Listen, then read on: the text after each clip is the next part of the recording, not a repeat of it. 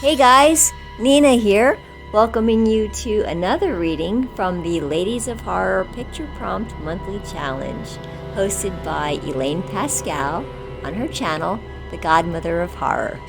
If you'd like to read along or read previously published pieces, please visit spreadingthewritersword.com or ladiesofhorror.com.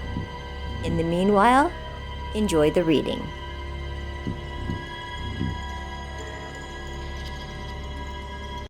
Reap What You Sow by Elaine Pascale. The man swings his scythe through the wheat, cutting it from its source. He needed this back-breaking work. Last harvest, he had wielded a bayonet, reaping what others had sown. That work had been brain-breaking, destructive. He found psychological shelter in the productivity of farming. He hoped to harvest and bind his acres within the week. That would require long days which would hopefully induce sleep-heavy nights. He silently begged whatever god was still listening for dreams absent of the cornfield at Antietam. He prayed to be free of the memories of the bloodiest day the soil had seen. One sweep of the scythe severed a good 5 feet of wheat, distributing heads to one pile, stems to another. The wheat was high, but only half as high as the corn had been, and 1/3 as thick. Bullets had cascaded through the rows of corn as they had fought blindly, not knowing if they were harming the enemy or their own, losing sight of what it meant to be the enemy or their own. As he worked, the ground beneath him puckered, and he imagined it to be full of his transgressions, of the bodies he felled for a cause he no longer believed in.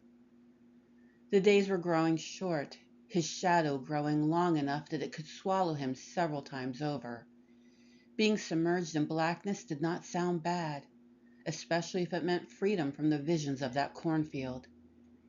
The man had stopped swinging, yet he heard the sound of a scythe sweeping behind him.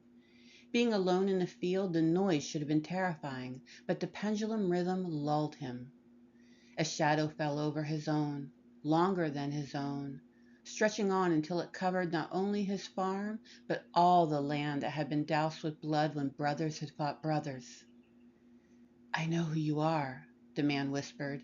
He had seen that shadow and heard that sound in the cornfield. At that time it had passed him over, taking instead hundreds of others. The sound of the scythe grew closer. If he could see his own eyes, would they look like those he had encountered on the battlefield? Terrified, yet world-weary at the same time? He knew his eyes would appear empty. He had lost the humanity required for fear.